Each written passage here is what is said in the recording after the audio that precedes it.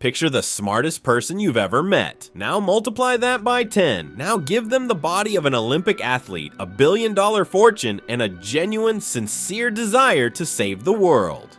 Now ask yourself, what's the worst thing a person like that could do? Because Ozymandias already did it, and the horrifying part? He was right.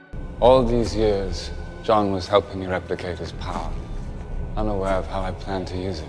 Adrian Veidt, that's the man behind the mask. Born 1939, raised in wealth after his parents died, he gave away his entire inheritance at 18 just to prove he could build it all back from nothing. And he did. He built a business empire. He became a superhero. He became the most famous hero in the world. Publicly unmasked, a celebrity, the face on 1,000 magazine covers. He called himself Ozymandias, after the ancient Egyptian pharaoh Ramesses the Great, a ruler so powerful he had the words, "Look on my works, ye mighty, and despair," carved into his monuments. If that name doesn't give you a chill, it will by the end of this video. He was part of the Crime Busters, the second generation of costumed heroes in Alan Moore's Watchmen. The year is 1985. The Cold War is burning hotter than ever. The United States and the Soviet Union are closer to nuclear war than at any point in history. Millions of people are going to die, maybe billions. And Adrian Veidt has decided he's the only one who can stop it. Here's the thing about being the smartest man in the world, and Veidt genuinely is in this universe. His intellect is described as superhuman. He can catch bullets. He can process information faster than any living person. He's been studying geopolitics, psychology, history, and military strategy for decades. And his conclusion is grim. Humanity is going to destroy itself. Not maybe, not eventually, soon. The political situation is unsalvageable through normal means. No treaty will hold, no negotiation will work. The two superpowers are locked in an ideological death spiral, and they're taking the rest of the world with them. So Adrian Veidt comes up with a plan so audacious, so monstrous, so effective, that it should be impossible for one person to pull off. He's going to fake an alien invasion, not a real one. A single catastrophic event, a massive psychic explosion in the heart of New York City designed to look like the advanced scout of an extraterrestrial attack. The death toll will be in the millions. The devastation will be incomprehensible.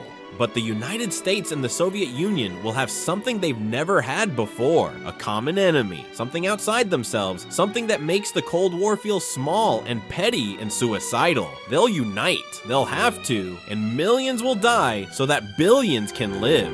That's the math. That's the deal Veidt made with himself, somewhere in the dark of his Antarctic fortress, surrounded by his plans and his clones and his genetically engineered lynx named Bubastis. He's been working on this for years, decades. He's been pulling strings so subtle that no one, not the government, not the other heroes, not Dr. Manhattan, has any idea what's coming. Let's talk about who's standing in his way, because this is where Watchmen gets brilliant. The other heroes of this story are broken, compromised people. That's the whole point of Moore's deconstruction. Rorschach, the masked vigilante with the shifting ink blot face, is a psychologically shattered loner who sees the world in absolute black and white. He's investigating a murder that he suspects is connected to something larger. The comedian, a violent, cynical, government-employed killer, actually discovered Veidt's plan years earlier and had a complete breakdown, not because he wanted to stop it, but because even he, a man who'd done terrible things, couldn't wrap his head around the scale of it. He went to Moloch, an old villain dying of cancer, and cried. That scene is one of the most important in the whole story.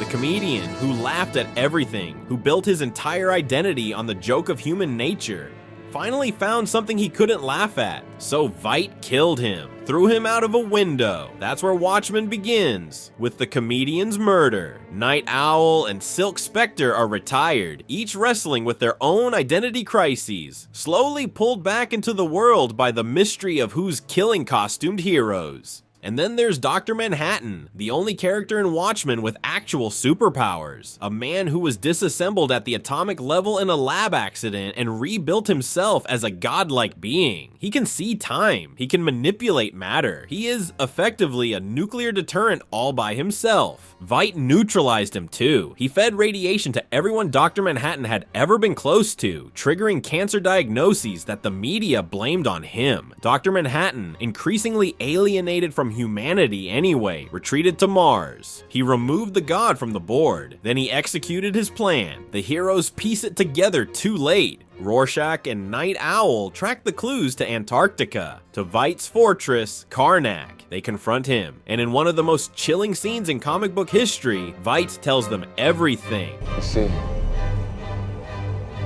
the comedian was right.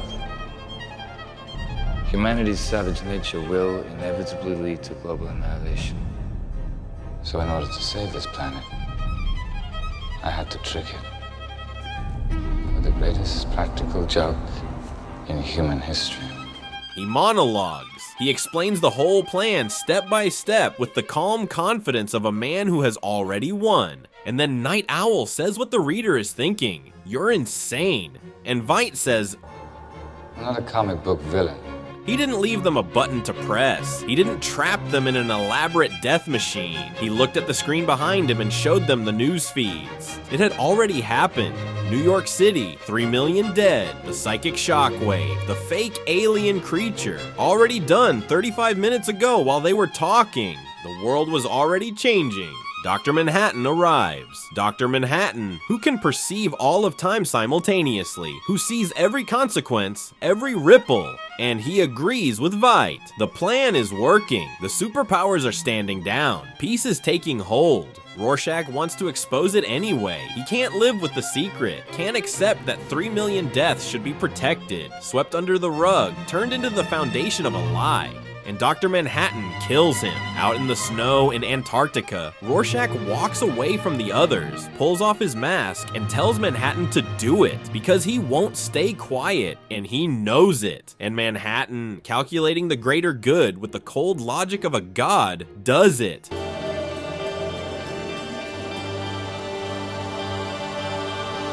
Do it!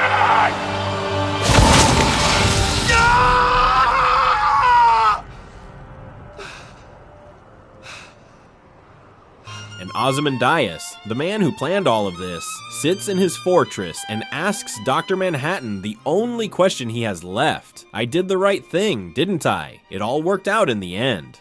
And Manhattan, walking away, says something that quietly destroys him. Nothing ever ends, Adrian. That line is the entire story. Ozymandias built his plan on certainty, on the belief that he could calculate the future, that he was smart enough, disciplined enough, ruthless enough to make a permanent difference, that 3 million deaths could purchase world peace. But nothing ever ends. The lie will eventually unravel. The peace will eventually fracture. History will move forward in ways he didn't predict, couldn't predict, because no one can. Not even the smartest man in the world. Not even a man who spent his whole life optimizing himself into a human supercomputer.